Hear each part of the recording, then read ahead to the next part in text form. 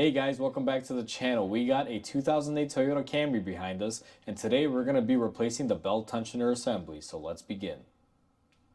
Alright guys, so the first step in replacing your tensioner for your belt is you're going to want to remove this mount. Now you don't necessarily have to, it just makes this a lot easier, so I'm going to choose to do so. So that's where I'm going to begin.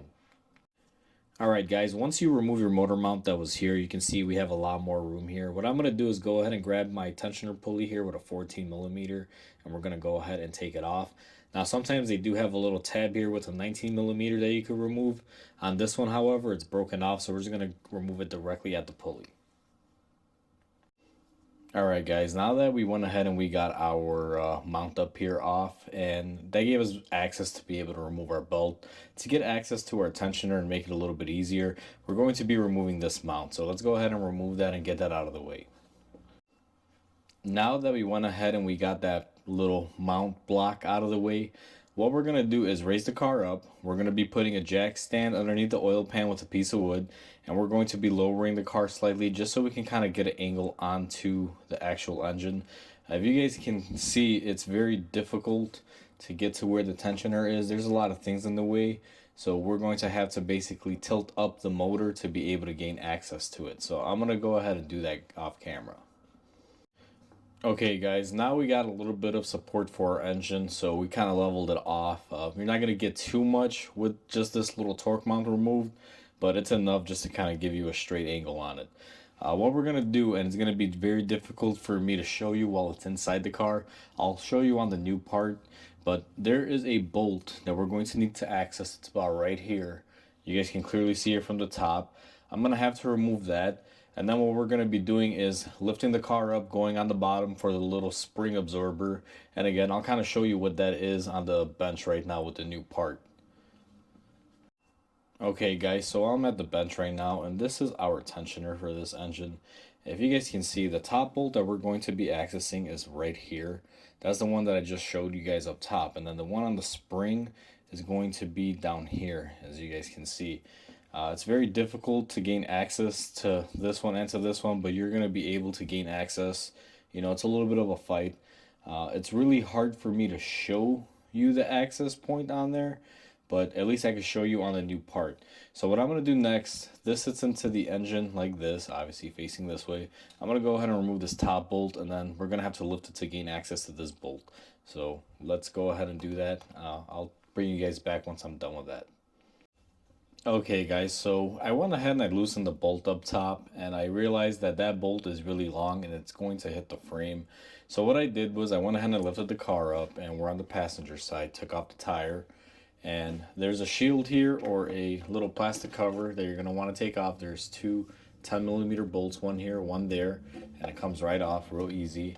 Once you get that off, what you're going to find is it gives you better access.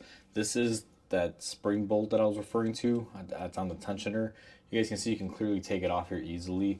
Now I'm going to be needing some more room to be able to shift the engine upwards, because I need to get the top bolt off.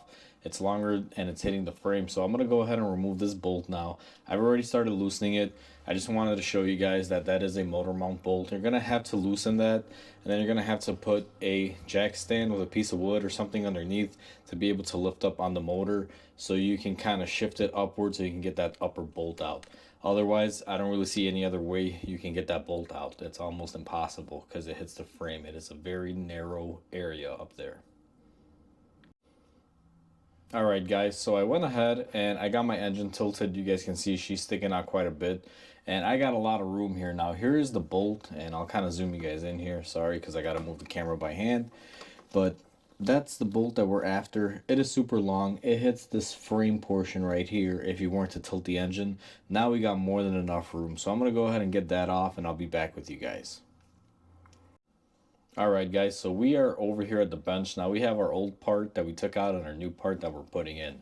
One thing that I kind of want to make sure you guys notice on here is this thing is under some spring tension when you take it off. I actually had to use a pry bar to get the spring off, just kind of pry it off.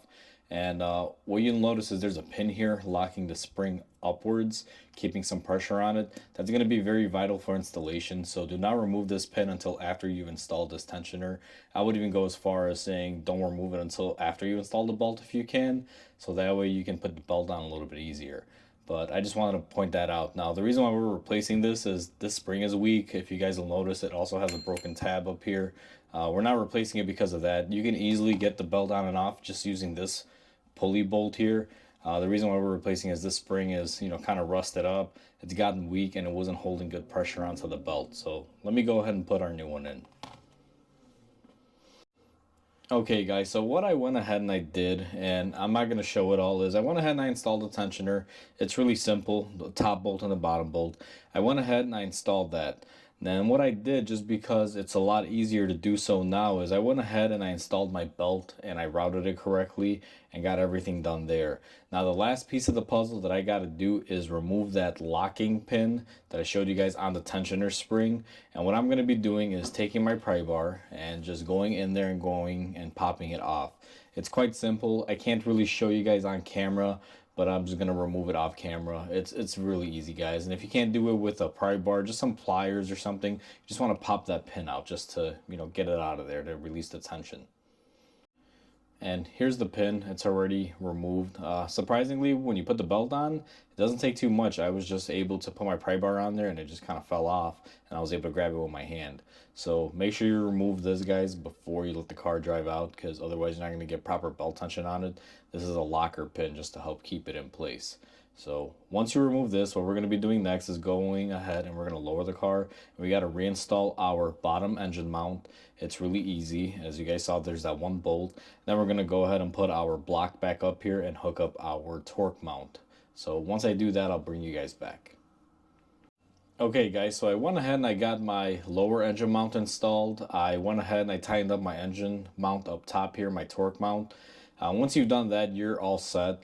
One thing you're going to want to do that I'm not going to show in the video is make sure you start up the car for a couple seconds. Make sure the belt stays on the correct path. That's just a little safety check that I do. I always check to make sure the belt is inside all the grooves before I put the belt on and before I lock it.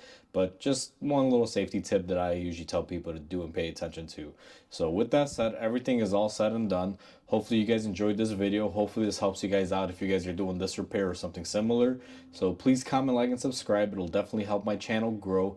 I appreciate you guys watching and helping my channel definitely get bigger and bigger. I really appreciate it, guys. And I just want to say have a great day, and I'll catch you guys on the next repair.